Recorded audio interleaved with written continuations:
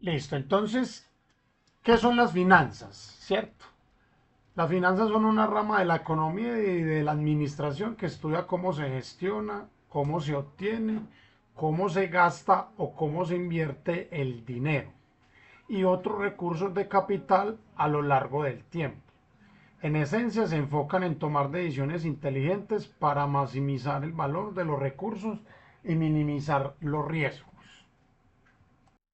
Bueno, entonces, para tener unas finanzas personales inteligentes, se debe tener como una decisión por qué se quiere hacer una finanza personal inteligente, ¿cierto?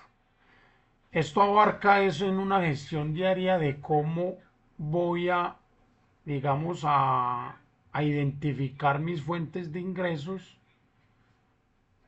y cómo voy a identificar y detectar mis gastos que son necesarios para la sobrevivencia pues humana, para la, digamos, para la familia y para un proyecto que yo tenga, sea para estudio, compra de vivienda, compra de vehículo, un viaje, gastos, etcétera, operaciones, ¿cierto? Entonces, partimos desde ahí. Para eso hay que hacer un presupuesto, ¿cierto? Acá, digamos, más o menos el manual nos dice que debemos de tener una distribución de un 50%, no debe pasar los gastos esenciales para la sobrevivencia. El 30% para darnos un estilo de vida y un 20% que es como lo ideal para tener de ahorro o de inversión, ¿cierto? Pero ustedes me van a decir qué es un presupuesto.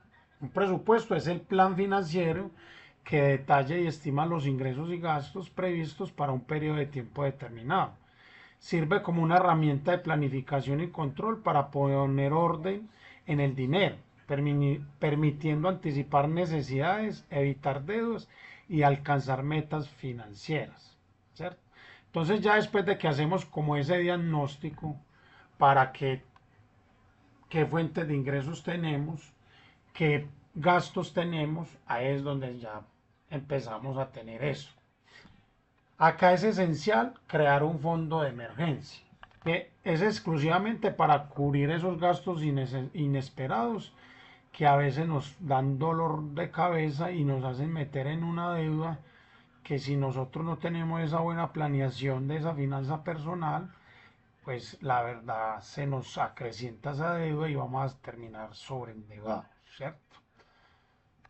Bueno, entonces, partiendo de que ya voluntariamente, personalmente o conjuntamente con los familiares que podamos o amigos, porque eso también puede ser un aliciente para crear un fondo común entre varias personas, vamos a identificar cuáles son las fuentes de ingresos, ¿cierto?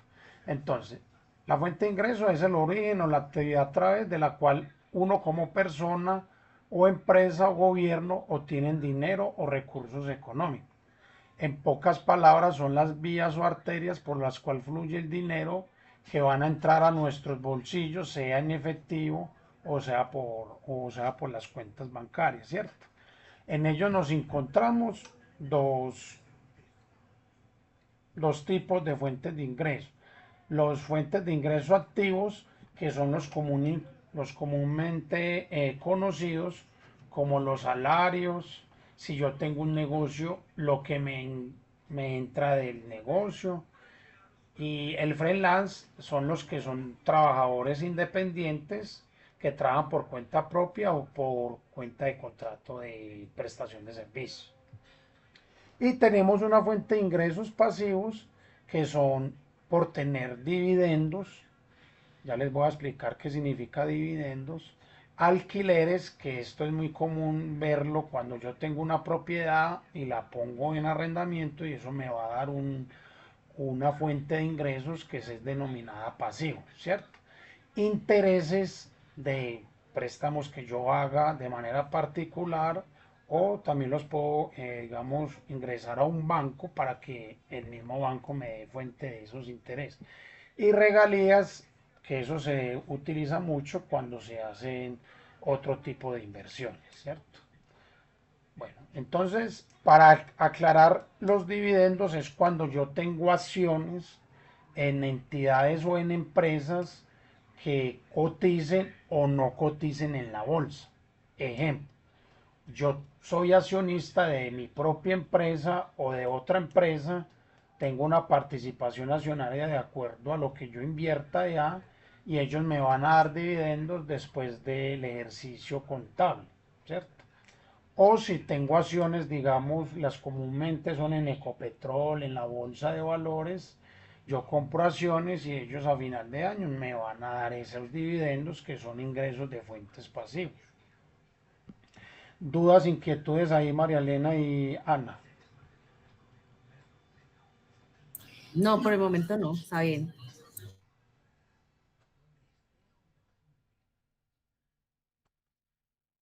Bueno, prosigo.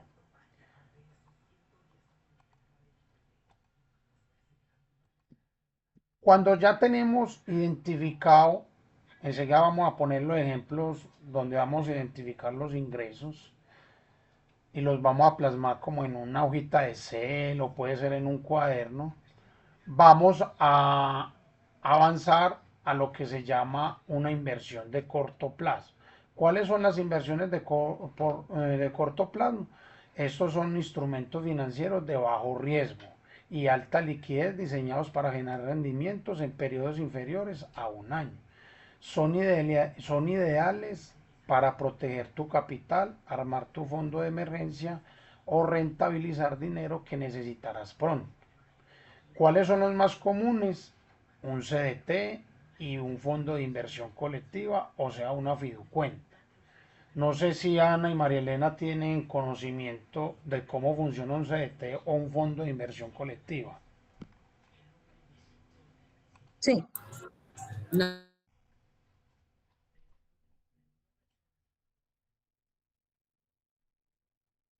Bueno, un CDT es el más común que se utiliza a través del tiempo por nosotros los colombianos. Es guardar un dinero en una entidad financiera a un tiempo determinado.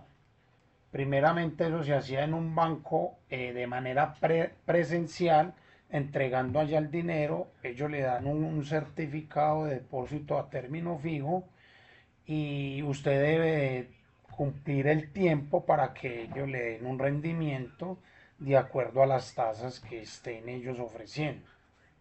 Ese dinero usted lo debe de dejar como mínimo entre 30, 60, 90, 120. Esos son los que son más comunes a corto plazo. El corto plazo contablemente es algo que yo voy a invertir a muy temprano plazo. O sea, necesito que la retribución sea entre 0 a 2 años, ¿cierto? Eso es lo que se llama en un portafolio de 2 años.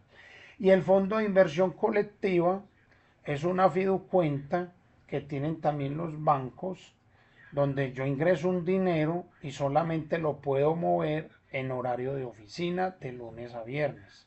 Muy comúnmente es utilizado el de la fiduciaria Bancolombia, donde da un poco más de rendimientos de una cuenta de ahorro. No sé si ustedes se han fijado en sus extractos bancarios que tener dinero en una cuenta de ahorro realmente no da tanto rendimiento. ¿De acuerdo?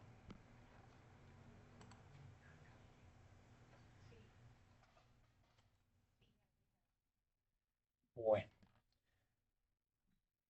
eso es lo que se llama, digamos, una inversión a corto plazo. Vamos a tener la de mediano plazo, ¿cierto?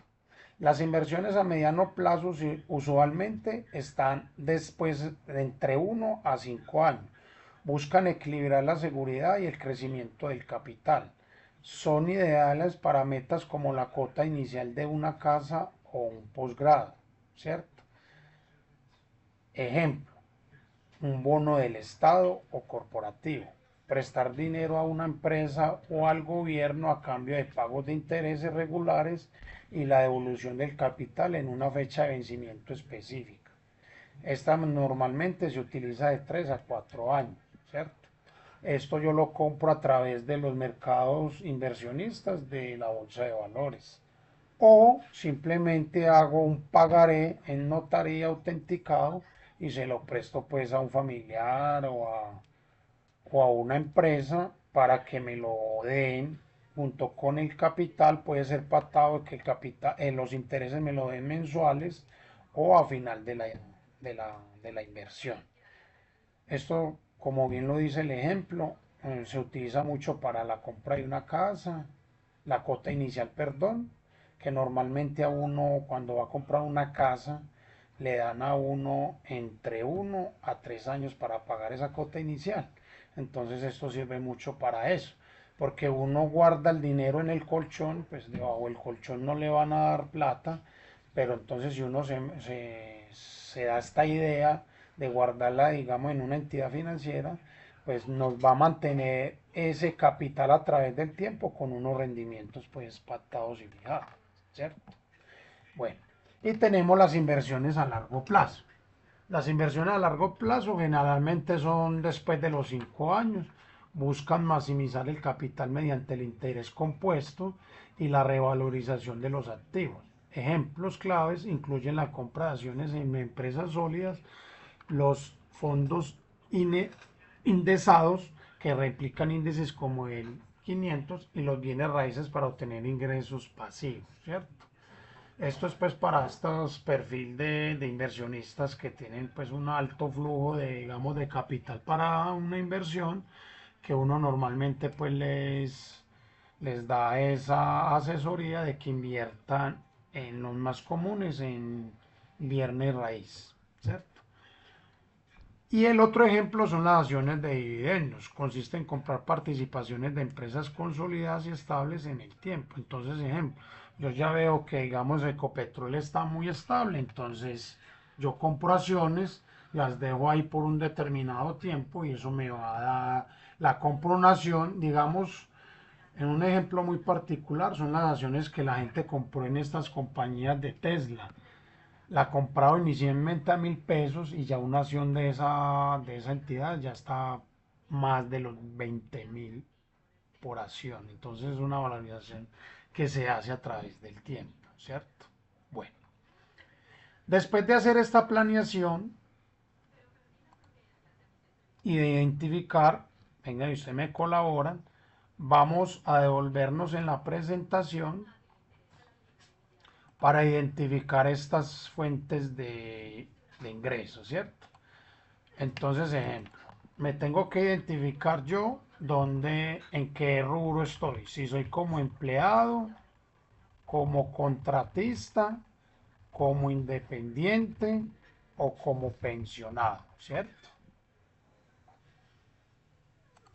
Entonces, si soy como empleado, entonces mi fuente de ingresos serían los salarios, las horas extras, las prestaciones sociales. Aquí me acuerdan, hay que son las prestaciones sociales, Ana. La pensión, las cesantías, los intereses de las cesantías. Bueno, le hago una precisión. La pensión, no. Las prestaciones sociales son cesantías, intereses, la prima y las vacaciones, ¿cierto? Bueno, yo pongo este el texto para que me quede ahí listo.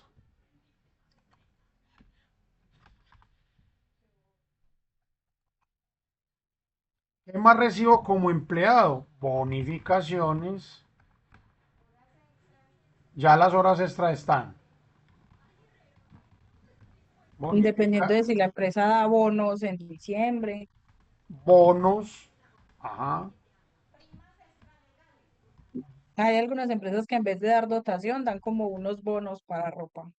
Bueno, pero eso ya, este tiene una connotación que es la dotación, ¿cierto? La dotación sí me dan dinero, pero ese dinero no es una fuente de ingreso porque yo tengo que comprar una dotación. Entonces, es un dinero que tengo que gastar sí o sí porque la empresa me lo va a exigir, ¿cierto? Entonces, sí se considera una fuente de ingreso, pero está en un término especial porque la dotación me lo voy a gastar ahí mismo. Entonces, pero es válido tenerlo ahí. ¿Qué más tengo como fuente de ingreso como empleado?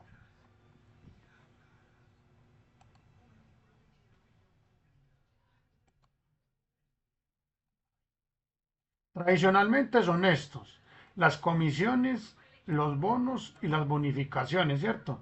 Y a veces algunas empresas dan aguinaldos en dinero.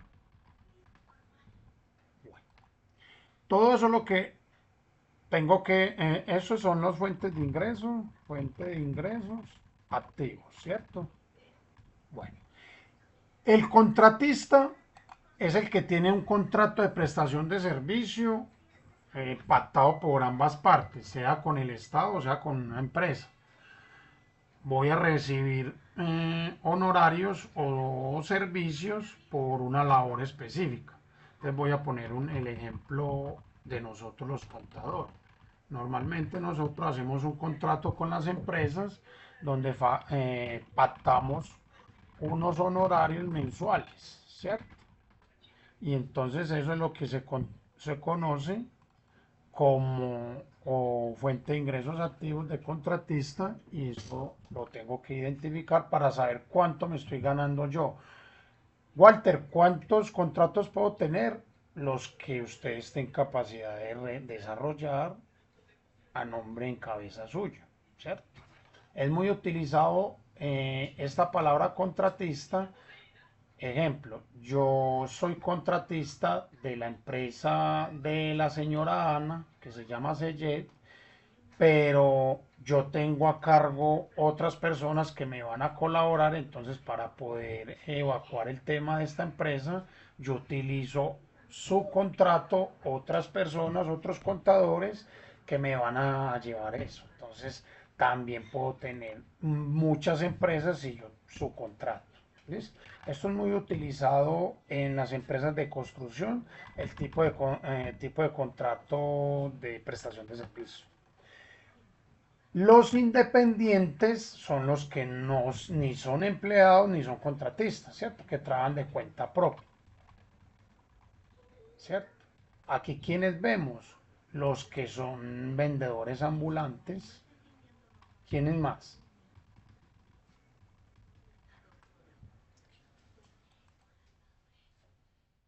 ¿Quién más cree que son Personas que independientes? trabajan, por ejemplo, mi cuñado él hace arreglos de fachadas y arreglos estructurales y él está como persona natural.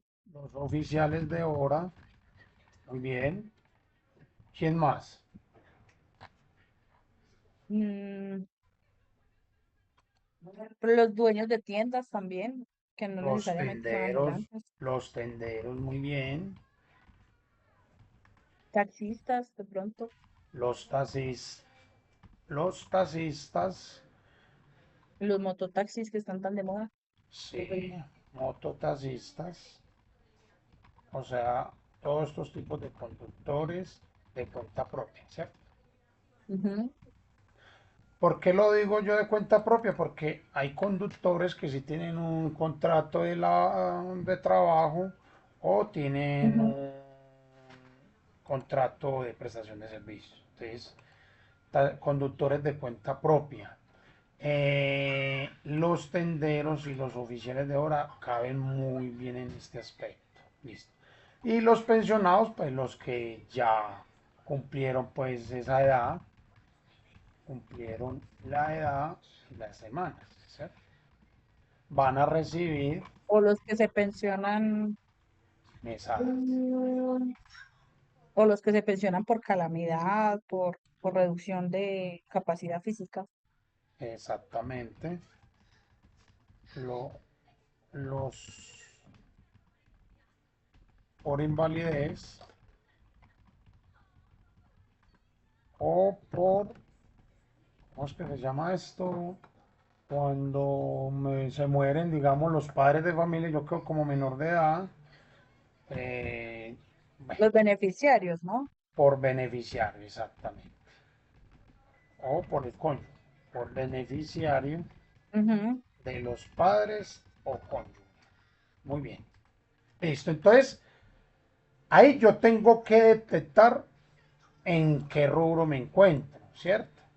Y, y decir, si yo soy empleado, ¿cuánto me van a pagar? En el contrato lo dice, en el contrato laboral. En el contrato para el de prestación de servicios también dicen el valor que voy a recibir mensual. Y el de independiente sí va a tener que ser mucho más juicioso de saber identificar cuánto más o menos está ganando, porque este sí es muy variable, muy variable y difícil de identificar, ¿cierto? Y el pensionado, pues obviamente ya va a saber por cuánto va a recibir su pensión cuando le salga la resolución. Entonces, estos tres son muy fijos. Este también puede ser muy variable, pero cuando yo tengo contratos de prestación de servicios menor a un año, que sí son muy variables. Y como ese puede tener la cantidad de contratos que pueda manejar, entonces puede que no todos los meses tenga los mismos contratos. De acuerdo, exactamente. Bueno, entonces yo que les indico acá y les aconsejo, entonces ejemplo, si soy empleado que me gano el mínimo, entonces yo tengo que identificar cuánto me van a pagar, ¿cierto? Que en este caso son 2 millones de pesos, incluyendo qué. María Elena me dice que incluye El, los 2 millones. El auxilio de transporte. Exactamente, el auxilio. Esto como mínimo me lo deben de pagar como empleado. Nadie me puede pagar pero menos. ahí hay que hacerle la deducción, ¿no? Hay que hacerle la deducción de salud y pensión que le sacan a uno. Pues igual, aunque uno se gane el mínimo, no le llega el mínimo. Exactamente, pero yo voy a percibir 2 millones de pesos. Recuerda que hay que hacer una hojita de cuánto voy a recibir y cuánto voy a gastar, ¿cierto? Por ahora estamos en los ingresos. Entonces, el mínimo, salario mínimo, más auxilio de transporte. 2 millones de pesos. ¿Me acuerdan en la clase pasada cuánto es el porcentaje de las prestaciones sociales? Ahí, una es del 8, creo que, ¿cuál es que la que es del, no, la de 8% de la salud. Ya, no, no me acuerdo. Una es del 12%, pero no me acuerdo cuál. Joana, ¿nos acuerda, Así. porfa?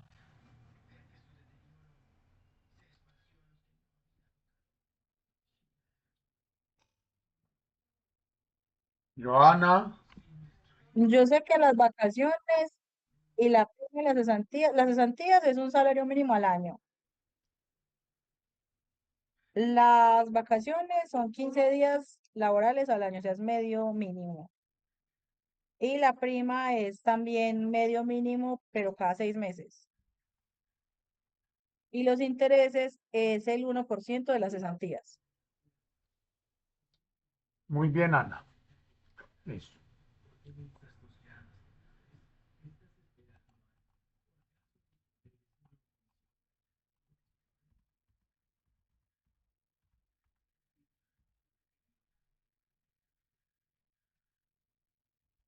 Entonces vamos a hallar el factor prestacional. 8.33 para la prima, 8.33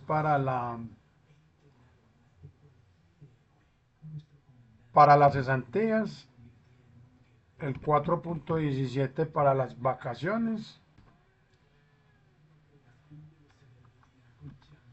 y pongamos un 1% para los intereses adelantados. Entonces el factor prestacional está entre el 21.83, ¿cierto?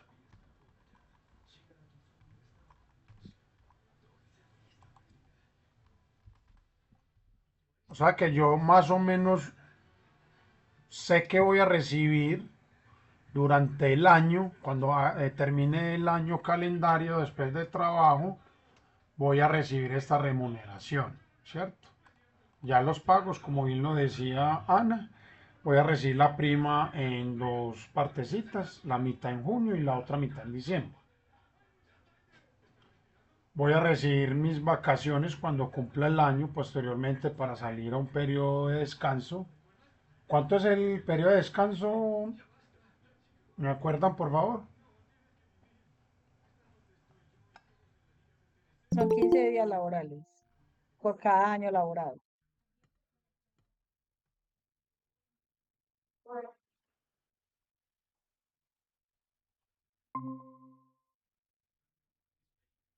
De acuerdo, Ana. Ahí se conectó también otra compañera, Yureli, bienvenida. Listo, entonces las vacaciones exactamente son 15 días calendarios después del año realizado, ¿cierto? Elaborado. Bueno, entonces yo estaba diciendo que el factor prestacional sería que yo iba a recibir más o menos mensualmente 433,600. Pero esto lo pongo entre comillas porque este dinero no me lo dan mensual, pero yo lo puedo tener provisionado ahí y es importante tenerlo ahí presente para cuando saber qué destino le doy a este dinero cuando me llegue, ¿cierto? Que no me empiece a coger paticas en gastos y en gastos que no son tan urgentes o innecesarios. Bueno, ya después de eso yo tengo que hallar el total de ingresos, ¿cierto? De esas fuentes activas. Devolvámonos un poquito a la presentación. Tengo que identificar cuánto, si yo tengo un negocio pequeño, cuánto me está generando de rentabilidad.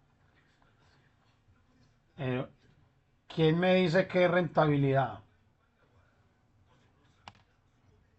Es lo que me queda después de lo que me gasto en producir ese dinero. De acuerdo, exactamente. Eso es lo que yo puedo colocar acá, ingresos de mi negocio, ¿cierto? Y si soy trabajo como independiente, entonces este rubro va acá en este lado.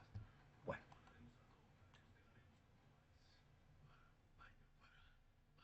supongamos que esta persona solamente no va a recibir sino 2 millones de pesos de ingresos, ¿cierto? Entonces, total de ingresos, 2 millones más el factor prestacional. ¿De acuerdo?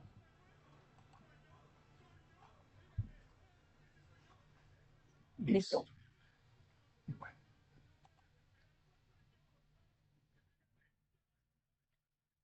Supongamos que esta persona tiene, estos son total ingresos activos, ¿cierto? ¿De acuerdo?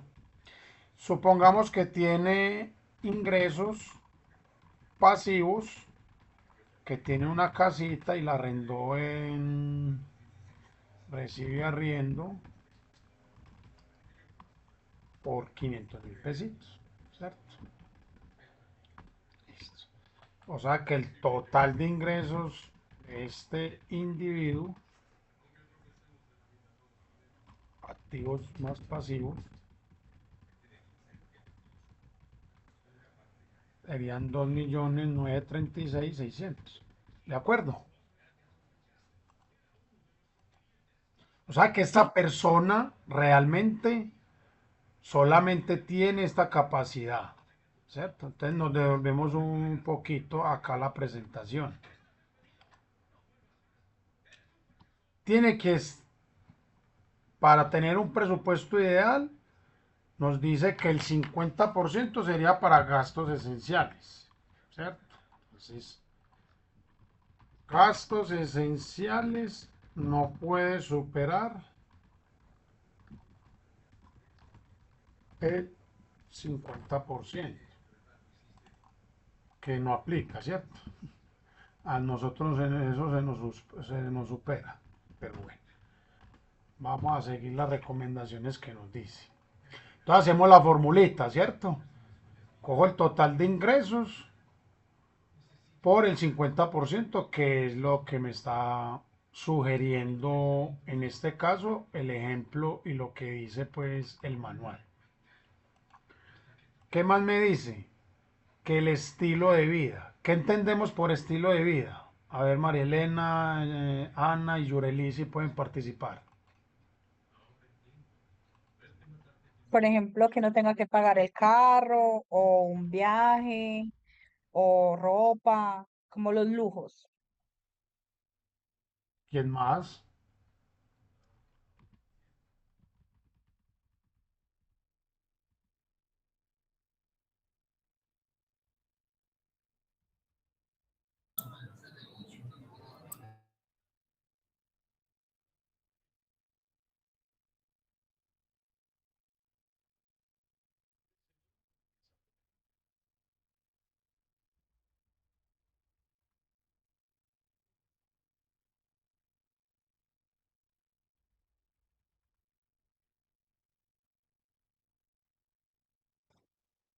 El arriendo.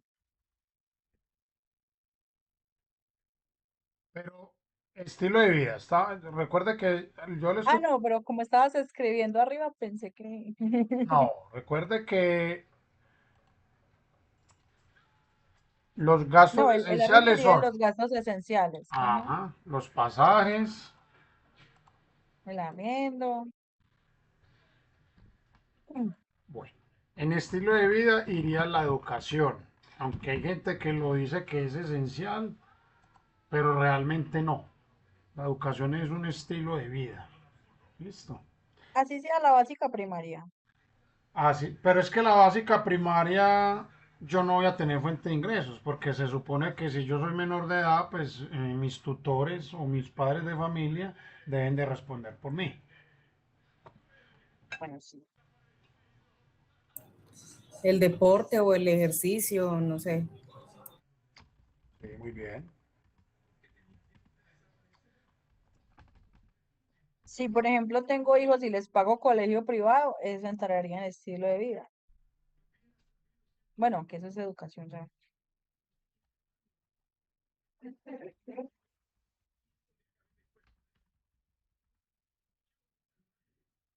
Los gastos de las mascotas.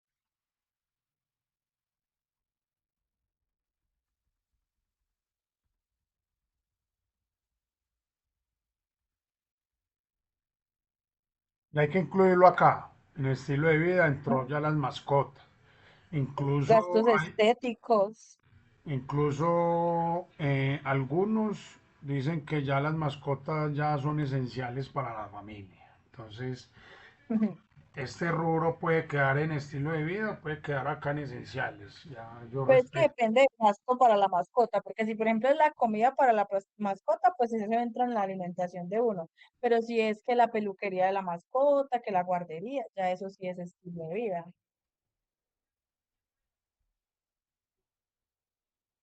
Y los gastos estéticos, porque uno que se paga que las uñas, que el pelo, que... Sí, eso es estilo de vida. Muy bien. Entonces el gasto de estilos de vida no puede superar el 30%. ¿De acuerdo? Ujú. Listo.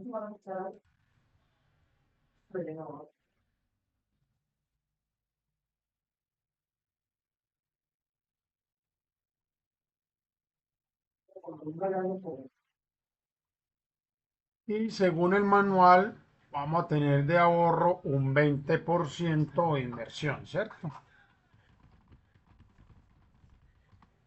Un 20%. Entonces, ¿quién me dice qué es un ahorro y qué es una inversión? Pues el ahorro es el que dejo quieto y no me va a generar intereses. Y la inversión es el que ya me genera una rentabilidad sobre el dinero. ¿De acuerdo? El ahorro también puede ser algo que no tiene pues como un fin común, por decirlo así, sino pues para algo específico, sino por lo que se pueda presentar más adelante. Muy bien.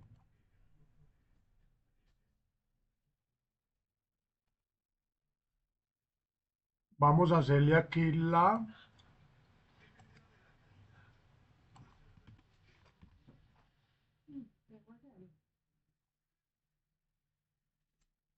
aquí le hacemos lo que se dice total gasto, ¿cierto? Recuerden que en contabilidad, como es la ciencia más exacta que hay acá en el mundo, acá los ingresos deben de ser iguales a los gastos, porque si no, entonces tenemos un déficit grande. Los gastos nunca pueden superar a los ingresos. Porque, ¿qué es lo que pasa si los gastos superan los ingresos? ¿Quién me acuerda?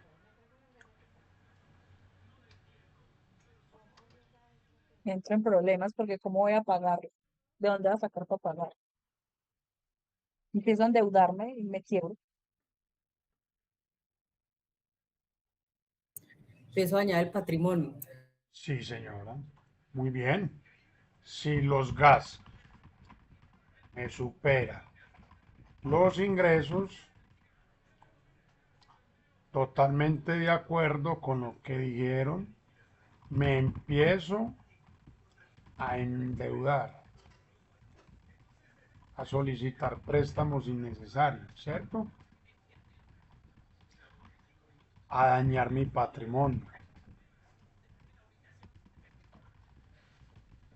y a tener ¿qué es más común? ¿La enfermedad de qué? Del estrés.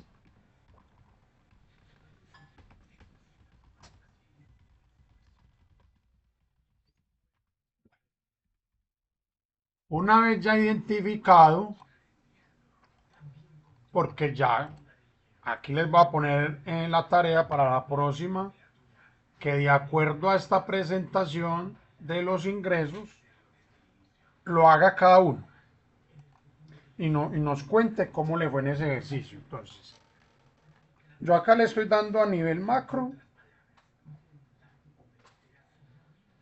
para que ustedes detecten cuáles son sus ingresos, o sea, cuáles son esas fuentes que les dan ese dinero mensual y cuáles son sus gastos. Entonces, alimentación, ya saben que no pueden superar eso, pero no pasa nada si superan eso, el 50%. Entonces, lo que lo supere después de hacer esta ecuación, lo ponen en rojo, ¿cierto?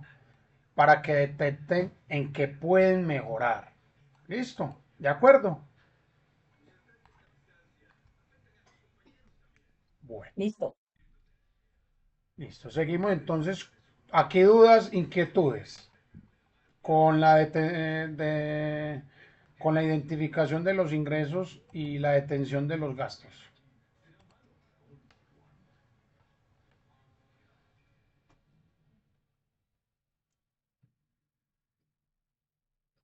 ¿Ninguna? ¿Ninguna? Listo. Entonces proseguimos.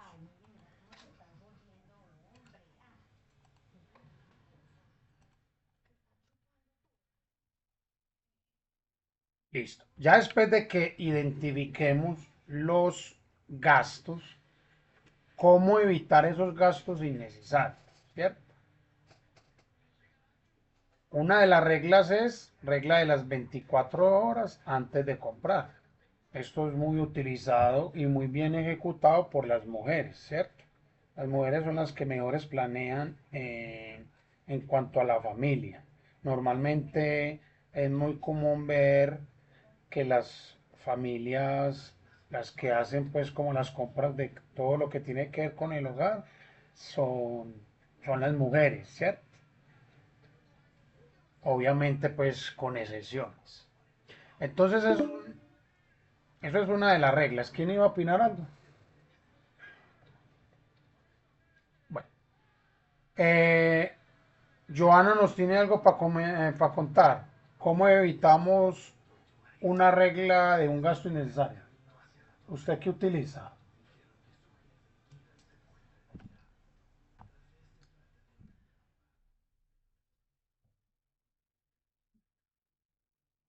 Joana, le repito la pregunta. ¿Cómo evitar un gasto innecesario? ¿Usted cómo evita un gasto innecesario? Pues uno miraría como qué tan urgente y necesario es. Si de verdad lo necesito y si me aporta algo para el mes y si de verdad lo puedo pagar. De acuerdo, muy bien aporte. María Elena, ¿usted cómo evita un gasto innecesario? A ver qué le dijera. A ver, es que pueden haber varios factores. Uno, por ejemplo, o sea, compras innecesarias. Por ejemplo, si vos, o sea, yo creo que lo que uno tiene que hacer ahí es como seleccionar las cosas que son realmente prioridad y las que no son tan prioridad. ¿Cómo las evito? Teniendo un orden como en la contabilidad de mis gastos, con el fin de no excederme, con el fin de darle un buen uso. Entonces, más que todo es como va como en la organización. Entonces, así los evitaría, sabiendo que no voy a tener con qué gastar. Muy bien, de acuerdo. Eso es.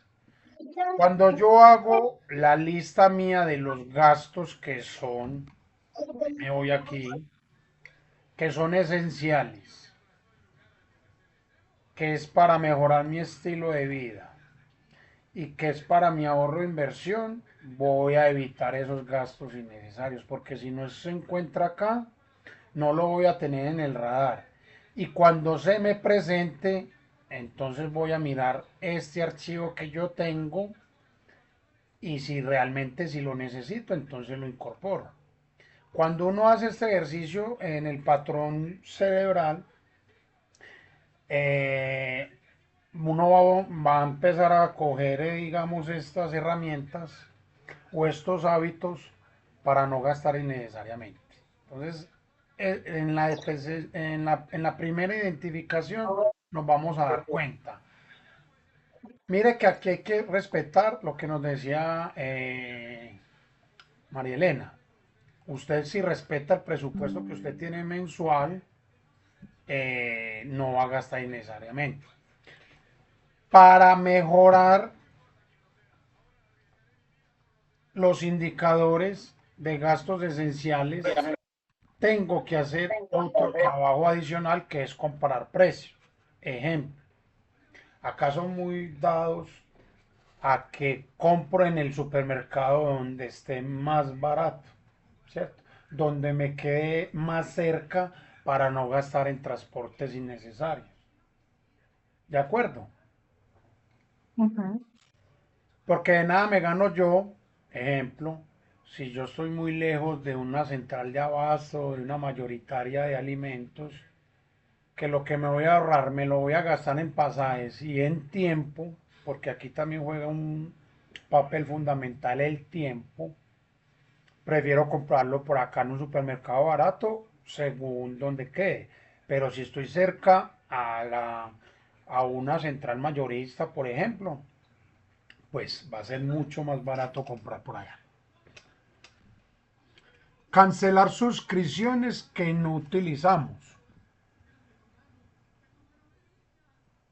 En Colombia ha crecido mucho la suscripción a todo tipo de redes que no son necesarios. Ejemplo, para escuchar música, suscripciones y que para leer el horóscopo, para ver películas, para ver novelas coreanas,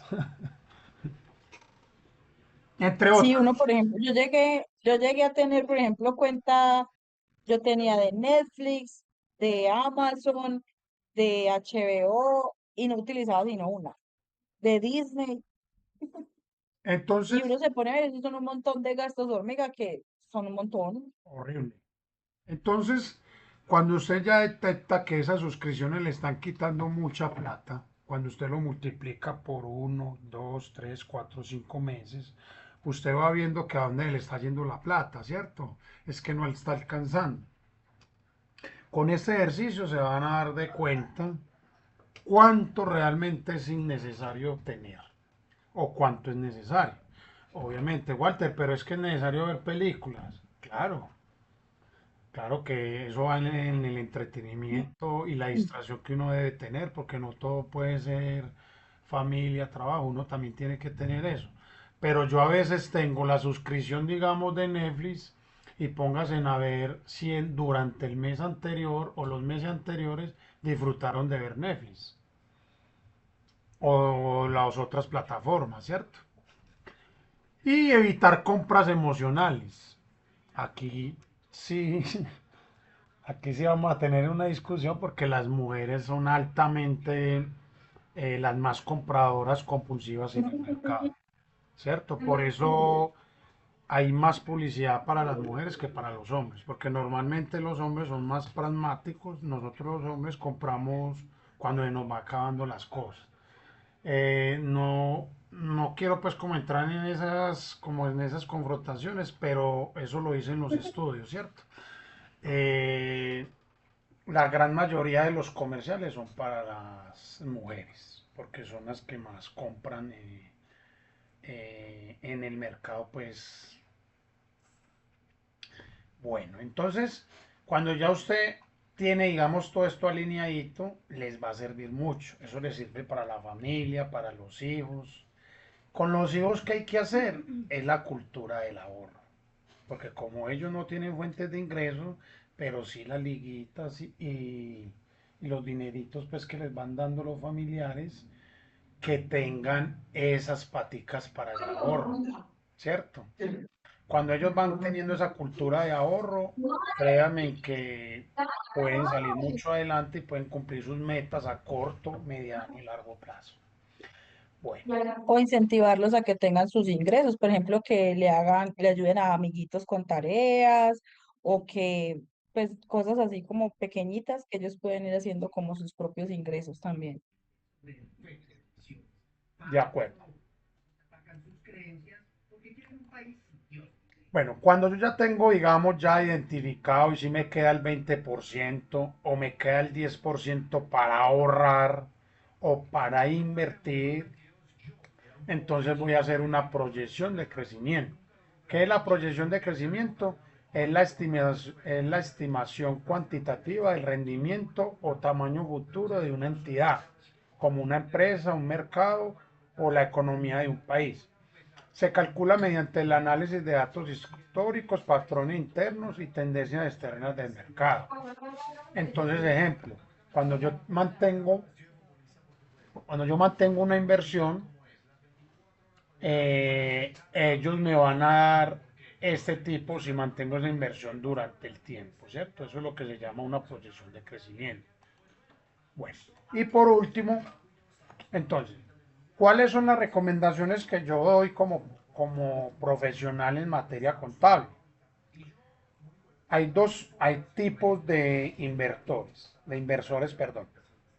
Un conservador que lo hablaba, hacer un CDT. Ahora es muy común utilizar estas plataformas.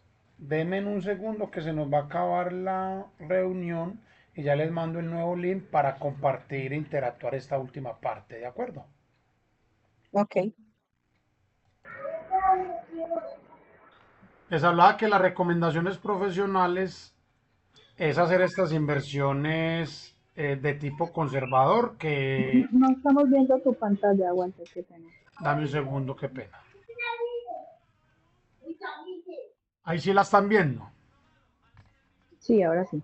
Listo, entonces las recomendaciones profesionales es de tipo conservador para los que quieran hacer inversiones y ahorros a corto plazo, ¿cierto? Esa es de tipo conservador, que los más comunes son los ET, los bondos y los fondos de inversión colectiva. ¿Cuáles les sugiero yo? Bueno, los que tienen Bancolombia o sucursal virtual de la vivienda, Banco Bogotá, no sé si han cacharreado las aplicaciones, que tienen inversión virtual. No sé si lo han visto ahí en las aplicaciones. Sí, también ahorita hay unos que son bolsillos con rendimiento. Ok. Entonces, ese de tipo conservador yo siempre lo sugiero para las inversiones de corto plazo. Yo recomiendo y siempre sugiero hacer ahorros en natillera para los que tienen hijos, empezar a ahorrar desde enero para que les den ese monto ahorradito en diciembre y poder cubrir como esos gastos de traídos, gastos de la papelería que necesitan los estudiantes, uniformes, todo lo del tema escolar, ¿cierto? Eso es lo que uno recomienda profesionalmente para que en diciembre no tengan que sacar todo el dinero, sino irlo ahorrando. Ahí va, me devuelvo acá a la presentación en Excel, ahí lo que uno identifica y puede colocar acá para qué voy a ahorrar, ¿cierto? Entonces, útiles escolares y traídos. Normalmente pues para los que tenemos familia, ¿cierto?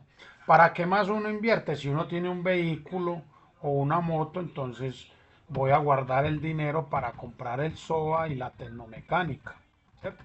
Y los gastos pues de mantenimiento, ¿cierto? Bueno. ¿Para qué más ahorra uno? Johanna.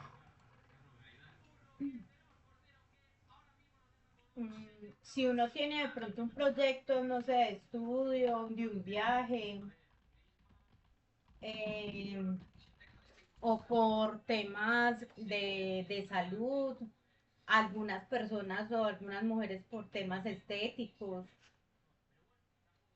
para una casa. Ok. Ese proyecto, Remodelación. remodelaciones, muy bien. Entonces, normalmente uno, como uno no tiene esta cultura de hacer una buena planeación, uno todos estos temas de proyectos de estudio, de viajes y de todo eso, uno se endeuda para uno hacer estos tipos de actividades, ¿cierto? Entonces va a pagar mucho más intereses, pero si usted lo planea y lo coge como cultura, va a tener el suficiente dinero y capital para realizar. ¿Listo? Ujú. El moderado, es lo que yo decía, moderados como para los que son de mediano plazo, o sea, después del año, de 1 a 3 años más o menos, y me van a generar una renta fija. Entonces ustedes con los bancos se pueden ir identificando cuáles tipos de inversiones les recomiendan de acuerdo a su necesidad y de acuerdo al tiempo, ¿cierto? Digamos, yo también utilizo otras plataformas como la de Credit Core Capital, que son ellos, ustedes les dan un dinero y ellos se lo mueven a través de diferentes tipos de inversión en fondos de inversión colectiva y ellos le van a hacer las preguntas pertinentes. ¿Cuánto tiempo usted quiere tener ese dinero ahorradito? Normalmente la gente no les gusta tener, digamos, las cesantías. Si son empleados, no les gusta tener en el fondo porque los fondos no dan mucha rentabilidad sobre eso, sino que más bien la retiran para la compra de una casa o para estudio, porque esas son las únicas dos alternativas para retirarla. En mi consejo, pues si lo tiene muy bien detectado el proyecto de estudio y si tiene muy bien planeado que ese estudio que usted va a realizar, muy posiblemente le va a generar mejores fuentes de ingreso. Entonces, válido. Retirar las cesantías para estudio es muy válido y oportuno. Y si es para la compra de vivienda, totalmente válido también y es una muy buena, digamos, necesidad y aplicación para este recurso. Bueno. Y los agresivos son pues ya para personas pues que tienen digamos suficiente capital para comparaciones globales y que le da un crecimiento a largo plazo. Ejemplo, yo voy a invertir en una empresa que yo considero, según los estudios técnicos, que va a ser grande. Ejemplo, la gente que invirtió en Grupo Nutresa cuando se creó como en el año 2020 más o menos, compraron acciones muy bajitas y ahora eso está pues muy buenos rendimientos da. Entonces son decisiones agresivos, pero tienen, digamos, ese factor de riesgo, un nivel de riesgo alto. Eh, con los profesionales de los bancos, ellos les dan mucho más asesoría personalizada para su tipo de portafolio de inversión, ¿cierto? Y el último consejo es invertir periódicamente, diversificar y mantener un horizonte de largo plazo. Entonces, cuando en la familia se detectan todo lo anterior, se puede, digamos, hacer esa cultura de ahorro. Esto es muy bueno que esta detención lo hagan ustedes con sus propios hijos para que ellos desde muy temprana edad sepan de que no se pueden gastar el 100% de lo que reciban, sino que mantener esa línea entre un 10 a un 20% de ahorro e inversión y no van a tener esos dolores de cabeza. No sé si tienen alguna duda, inquietud.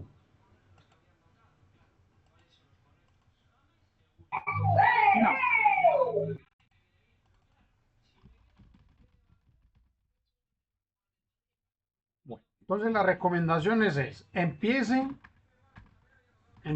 con las tradicionales de ahorro. Natillera, ¿cierto? Pues con alguien confiable. Si no tienen natillera, entonces pueden empezar con un CDT.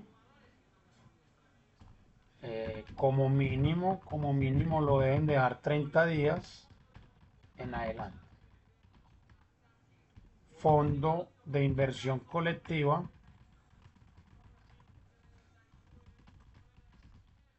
que lo puedo manejar en horario de oficina de lunes a viernes sin contar festivos.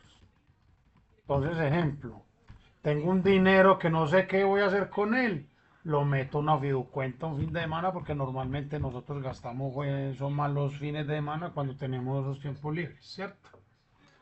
Cuando lo metí en el fondo me jodí porque no me lo deja mover un fin de semana. Y en un CDT mucho más porque como mínimo lo debo dejar 30 días, ¿cierto? Las cooperativas, la verdad, no las recomiendo mucho porque el interés es muy bajito. Pero para mantener el capital puede ser una buena idea. Porque una cooperativa tiene pues otros beneficios de bienestar social, ¿cierto? Los que han estado en cooperativas pues deben de sacarle el provecho, que para eso es que uno se mete en una cooperativa, tratar de sacar el mejor provecho. Digamos, para los que tienen mascota, una cooperativa tiene lo que son esos beneficios para las mascotas. Ya ahí habría que mirar el portafolio, mirar qué ofrece para yo mantener pues un dinero allá, ¿cierto? Si sí vale la pena o no. Bueno, esas son como las principales a corto plazo.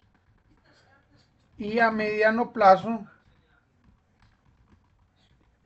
sigue siendo el mismo CDT, pero entonces a mediano plazo tiene que ser a más de un año.